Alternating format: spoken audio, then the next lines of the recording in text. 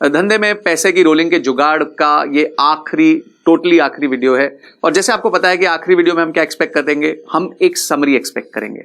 Summary क्या है, हमने क्या क्या सीख लिया। हमने सीखा कि वर्किंग कैपिटल की डेफिनेशन क्या होती है, हमने सीखा वर्किंग कैपिटल के कंपोनेंट्स क्या होते हैं, हमने सीखा कि आपकी असेट्स साइड को और लायबिलिटी साइड को मैनेज कैसे करना है, हमने यह सीखा कि सीजनल बेसिस पे जब सीजन आता है तो कैसे आप अपनी इन्वेंट्री को प्लान करते हैं, कैसे सप्लायर्स को प्लान करते हैं, कैसे अपने क्रेडिटर्स को प्लान करते हैं। आपने यह सीखा इसमें कि किस तरह बड़ी कंपनीज अपने रेशियोज को मैनेज करती हैं। हमने उदाहरण लिए, काफी उदाहरण लिए, रिटेल की इंडस्ट्री से उदाहरण लिए, हमने एफएमसीजी से लिए, हमने ऑटो से लिए। वो इसलिए लिए थे ताकि पता चले कि बड़ी कंपनीज करती क्या है, रेशियोज को कैसे मैनेज करती हैं, और एक बड़ी कंपनी और मिड साइज कंपनी में क्या फर्क पड़ जाता है, और किस तरीके से वो बड़ी कंपनीज अपने रेशियोज को मैनेज करती हैं और अपने वर्किंग कैपिटल को मैनेज करती हैं। ये सब कुछ आपने सीखा। आपने खुद कुछ बहुत सारी एक्सरसाइजेस भी की होंगी इसमें। अब जो है अगला पॉइंट आपका ये आएगा कि मैं तो अभी बिजनेस में ये काम नहीं कर पा रहा हूं कि मैं वर्किंग कैपिटल मैनेज करूं रोज के बेसिस पे। मैं ऑपरेशंस में बिजी हूं, मैं सेल्स में बिजी हूं, मार्केटिंग में बिजी हूं, न्यू प्रोडक्ट डेवलपमेंट में बिजी हूं, तो मैं क्या करूं। तो आपको एक रिसोर्स हायर करना है। अब रिसोर्स कैसा हायर करना है, देखिए इसमें जो रिसोर्स हायर करना है वो थोड़ा सा हमें शॉर्टलिस्टेड रिसोर्स हायर करना पड़ेगा, थोड़ा हमें नैरो डाउन करना पड़ेगा। इसमें मैं आपको बहुत इंटरेस्टिंग आइडिया दूंगा। आप उसको हायर कीजिए जो बैंकों में शॉर्ट टर्म लोन्स देते हैं छोटे बिजनेसेस को। वंस अगेन फिर से समझिएगा, कौन? जो बैंकों में, for example ICICI, HDFC, state bank of India, PNB, इन बैंकों में जो मैनेजर्स होते हैं, असिस्टेंट मैनेजर होते हैं, एग्जीक्यूटिव होते हैं, जो छोटी कंपनी को वर्किंग कैपिटल के लोन देते हैं, ऐसे लोगों को आप हायर कीजिए। उससे क्या फायदा होगा? ये वो लोग हैं जो बहुत सारी कंपनीज का वर्किंग कैपिटल मैनेजमेंट देखते हैं। ये वो लोग हैं जिनको पता होता है कि प्रोजेक्शंस कैसे बनाई जाती हैं। ये वो लोग हैं जिनको पता होता है कि शॉर्ट टर्म बोरोइंग्स, अगर आपको छोटा समय के लिए पैसा लेना है, 3 महीने के लिए, 6 महीने के लिए, 9 महीने के लिए, तो क्या क्या इंस्ट्रूमेंट्स अवेलेबल है मार्केट में बैंक के पास जिससे पैसा रेज किया जा सकता है। ऐसा अगर एक इंटेलिजेंट व्यक्ति आपकी टीम में होगा तो आप उस पर कंप्लीटली निर्भर होके उसको ये सारा काम दे सकते हैं, जिसमें वो वर्किंग कैपिटल के प्रोजेक्शंस बना सकता है, वर्किंग कैपिटल के रेशियोज बना सकता है, वर्किंग कैपिटल की वर्किंग बना सकता है कि कब कब आपको कितना कितना पैसा चाहिए, कब कब आपके पास एक्सेस पैसा होगा, और अगर आपको पैसा चाहिए तो आप कहां से रेज कर सकते हैं, और अगर आपके पास एक्सेस पैसा बच गया है तो उसको कहां पे डिप्लॉय कर सकते हैं। ये सारी इंटेलिजेंस उसमें होगी, क्योंकि वो आज बैंक में बैठ के हजारों कंपनियों का, जी हां, हजारों कंपनियों का वर्किंग कैपिटल शीट बना रहा है, प्रोजेक्शंस बना रहा है, जिससे वो ये डिसाइड करता है कि इस कंपनी को लोन देना चाहिए कि नहीं देना चाहिए।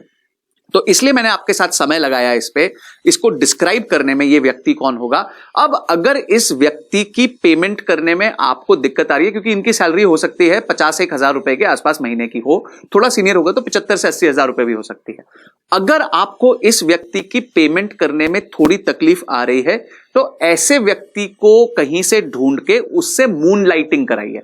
मून लाइटिंग का मतलब यह होता है कि सुबह वो अपना डे जॉब करे, जो भी बैंक में काम कर रहा है, और शाम को आके आपके साथ आधा 1 घंटे का समय बिता दे और आपके वर्किंग कैपिटल मैनेजमेंट को दुरुस्त कर दे। अब उसके लिए जो भी वो फीस लेंगे, मेरे हिसाब से 15 से 20 हजार रुपए फीस लेंगे महीने की, तो आप उनको वो फीस दीजिए और अपने वर्किंग कैपिटल को दुरुस्त कराइए। तो अगर आप अफोर्ड कर सकते हैं और आपका स्केल बड़ा है, आपकी वॉल्यूम ज्यादा है, तो आप उसको हायर कर लीजिए। और अगर आपका स्केल ज्यादा नहीं है, आपको लगता है कि ये रोज का काम नहीं है मेरा और ये बंदा फ्री बैठा होगा 80% ऑफ द टाइम, तो उस केस में उसको हायर मत कीजिए, उनको सिर्फ कंसल्टिंग के लिए बुला लीजिए, उनकी हेल्प ले लीजिए। मैं इसमें बहुत ज्यादा आपको आइडियाज नहीं दूंगा कौन होगा, सिर्फ यही आइडिया है, मेन आइडिया सिर्फ यही है कि एक ऐसा व्यक्ति ढूंढिए जो बैंकों में लोन देता हो कंपनीज को, working capital loan, cash credit होता है, बैंक गारंटी होता है, ऐसे छोटे मोटे लोन्स इश्यू होते हैं। कुछ फंड बेस्ड लोन होते हैं, कुछ नॉन फंड बेस्ड लोन होते हैं। फंड बेस्ड का मतलब होता है जिसमें कंपनी को पैसा दिया जाता है, और नॉन फंड का मतलब होता है जिसमें कंपनी के बिहाफ पे गारंटी दी जाती है, जिसे हम बैंक गारंटी कहते हैं। ये सब इंस्ट्रूमेंट्स की समझ होगी उसको पता होगा कि कब कौन सा इंस्ट्रूमेंट यूज हो सकता है। इसीलिए इस प्रकार का व्यक्ति जरूर ढूंढे जो आपकी कंपनी को हेल्प कर सकता है। अब दोस्तों एक प्रॉब्लम जो आएगी आपको, वो आती है इन्वेंट्री मैनेजमेंट में। इन्वेंट्री मैनेजमेंट अगर आपने मेरी वीडियो देखी होगी तो मेरी 2 वीडियो थी, वो 2 वीडियो की श्रृंखला थी, और वो इसलिए थी क्योंकि इन्वेंट्री एक व्यापारी के लिए बहुत बड़ा प्रॉब्लम होता है। उसको स्टॉक कैसे करना है, उसका रिकॉर्ड कैसे रखना है, उसका बैचिंग कैसे करनी है, उस पर ट्रेडमार्क्स लगाने हैं, मतलब इन्वेंट्री को मैनेज करना एक थोड़ा डिफिकल्ट टास्क होता है। पर मैंने उस वीडियो के अंत में यह कहा था कि इन्वेंट्री को मैनेज करने के लिए आप कुछ सॉफ्टवेयर यूज कर सकते हैं। सॉफ्टवेयर जो यूज कर सकते हैं, कुछ सॉफ्टवेयर फ्री हैं, कुछ सॉफ्टवेयर पेड हैं। पेड में भी बहुत महंगे नहीं होते हैं, जितने की आप गलतियां करते हैं उससे सस्ते में आपका सॉफ्टवेयर आ जाता है।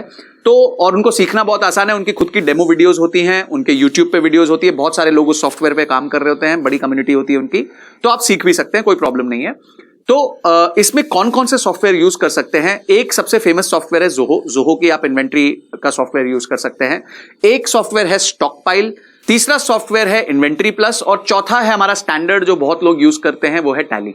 पर मैं ये कहूंगा कि आप जो पहले 3 है उस ऑप्शंस में से कुछ देख लें, स्टडी कर लें उनको, उनके रिप्रेजेंटेटिव्स को अपने ऑफिस बुला लें, डेमो ले लें उसका, तीनों जो मैंने आपको बताया उसका, और उसके बाद जब डेमो आप ले लेंगे तो आपको पता चल जाएगा कि कौन सा सबसे कन्वीनियंट है आपके लिए एग्जीक्यूट करना। क्योंकि इन्वेंट्री अगर आपके कंट्रोल में आ गई तो बाकी सारी चीजें कंपैरेटिवली आसान होंगी। टेक्नोलॉजी का जरूर फायदा उठाइए।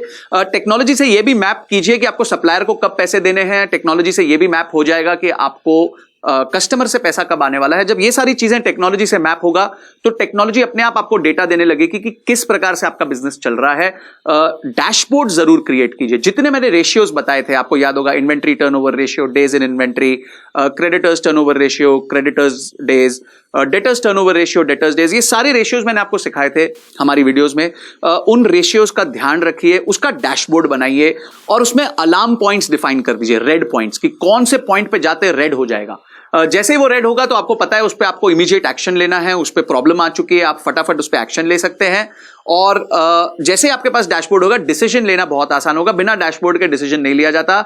हवाई जहाज के अगर सारे इक्विपमेंट्स, रडार बंद हो जाए तो हवाई जहाज का क्रैश होना निश्चित है। उसी तरीके से अगर बिजनेस के डैशबोर्ड नहीं होगा, उसकी रिपोर्टें नहीं आएंगे, तो बिजनेस का भी क्रैश होना काफी हद तक निश्चित है।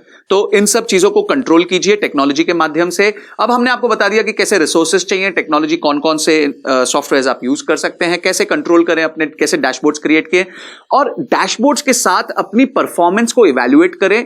एक अपने आप के साथ इवैल्यूएट करें, जहां पे पिछले महीने आपने कैसा किया, पिछले साल आपने कैसे किया, वो इवैल्यूएट करें, और बाकी कंपनियां क्या कर रही हैं उसके बेसिस पे भी इवैल्यूएट करें। मैंने पिछली बार भी बताया था, moneycontrol.com से आपको सब पता चल जाएगा कि कैसे बाकी कंपनीज कर रही हैं, परफॉर्म कर रही हैं, जो लिस्टेड हैं। आप ही की इंडस्ट्री की कंपनी होनी चाहिए। अगर आप FMCG में हैं तो आप फार्मा के साथ मत कंपेयर कीजिएगा, बिजनेस दोनों टोटली अलग हैं। इसी तरीके से अगर आप रिटेल में हैं तो आप ऑटो के साथ मत कंपेयर कीजिएगा, दोनों बिजनेसेस अलग हैं। जो भी आपका बिजनेस है उसी की कंपनी को सिलेक्ट करके आप अपने रेशियोज को उस कंपनी के साथ कंपेयर कीजिए मनी कंट्रोल के माध्यम से। मनी कंट्रोल में आपको सारे कंपनीज के रेशियोज मिल जाएंगे। तो ये पॉइंट्स आप जरूर ध्यान रखिएगा। और इन सबसे ज्यादा इंपॉर्टेंट है सब चीजों का रिव्यू करना। अगर आपका रिव्यू मैकेनिज्म सेट नहीं हुआ, रिव्यू मतलब एक पीरियड डिफाइन कीजिए कि मैं हर 7 दिन में रिव्यू करूंगा, या फिर मैं हर 14 दिन में रिव्यू करूंगा, या मैं हर 30 दिन में रिव्यू करूंगा।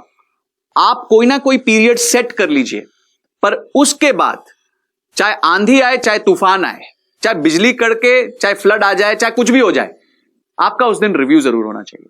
तो आप सेट कर लीजिए, मैं हर 30 दिन में रिव्यू करूंगा, नो प्रॉब्लम, पर 31वें दिन आपका रिव्यू जरूर होना चाहिए। रिव्यू मैकेनिज्म सेट कर लीजिए, उसकी फ्रीक्वेंसी सेट कर लीजिए कि कितनी फ्रीक्वेंसी पे मैं रिव्यू करूंगा। क्योंकि अगर आप रिव्यू नहीं करेंगे, आपको डेटा मिल रहा है, पर अगर आप रिव्यू नहीं करेंगे तो आप कभी भी सही डिसीजन नहीं ले पाएंगे और कोर्स करेक्ट नहीं कर पाएंगे।